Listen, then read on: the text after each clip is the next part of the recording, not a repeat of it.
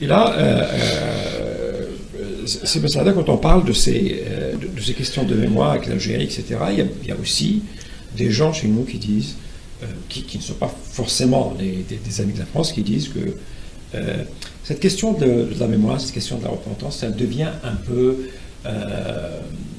un registre de commerce. Il faudrait qu'on oublie, il faudrait qu'on s'occupe un peu du développement du pays, il faudrait qu'on passe à autre chose. En quoi, selon vous, en quoi cette question de la mémoire et de la repentance reste centrale, justement, dans la vie des Algériens? Alors, moi, je vais être clair. Moi, personnellement, je ne suis pas pour la repentance. C'est-à-dire, nous avons été vainqueurs de la Révolution. Nous avons gagné notre indépendance par les armes. Nous n'avons pas à demander la repentance de quelqu'un qu'on a gagné. Par contre, la France doit reconnaître que des crimes ont été commis en Algérie. Et c'est ça, et c'est là où il y a le problème.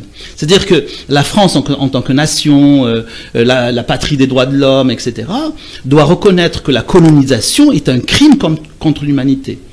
C'est cet aspect qui est important. Je vous rappelle qu'en 2005, il y a une loi qui a été votée donnant un petit peu de l'espace aux Harkis et aux anciens, aux pieds noirs. Et il y avait, l'article 4, alinéa 2, il y avait le rôle positif du colonialisme, donc qui devait être enseigné dans les écoles. Vous comprenez, ça va très loin. C'est-à-dire que non seulement le colonialisme est revendiqué, mais il doit être enseigné comme étant positif.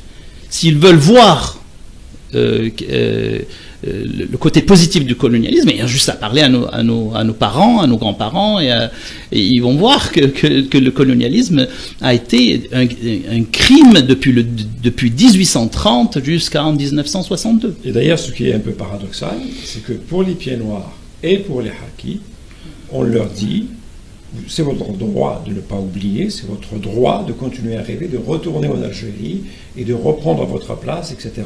Vos racines sont là, votre mémoire est là, c'est votre droit de ne pas oublier. Mais on demande aux Algériens d'oublier. D'oublier, exactement.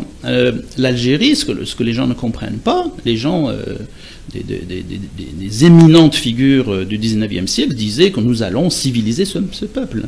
Je regrette, l'Algérie n'était pas une tribu perdue au fin fond de l'Amazonie. Il y avait un pays, il y avait des cultures. D'ailleurs, il y a des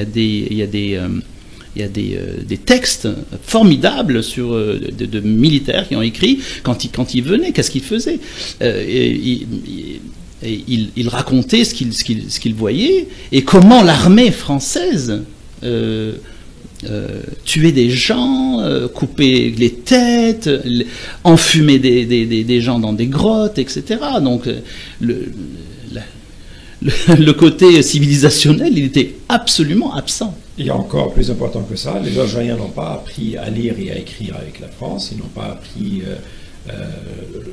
certains justement de ces généraux-là, quand ils ont commencé à parler, on a compris que le niveau d'instruction, par exemple, des Algériens était supérieur à celui des soldats qui venaient en Algérie. Exactement, il y a des reportages qui ont été faits là-dessus.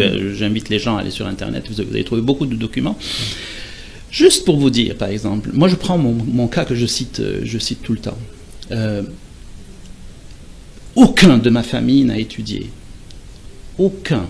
Mes parents vivaient dans la campagne, ils vivaient misérablement. Mes grands-parents ont vécu dans la campagne, misérablement à côté de la ville de Tlemcen.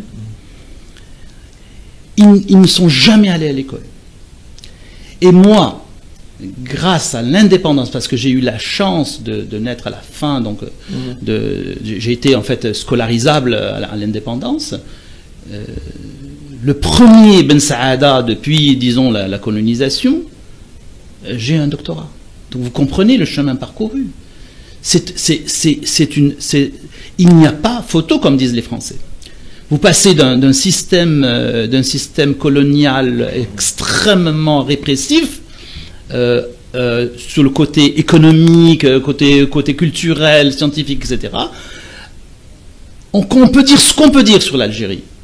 On peut critiquer, bien sûr, on critique tous les pays, même l'Algérie est critiquable, mais c'est grâce à l'Algérie que maintenant je suis en train de vous parler, et d'écrire des articles, et de critiquer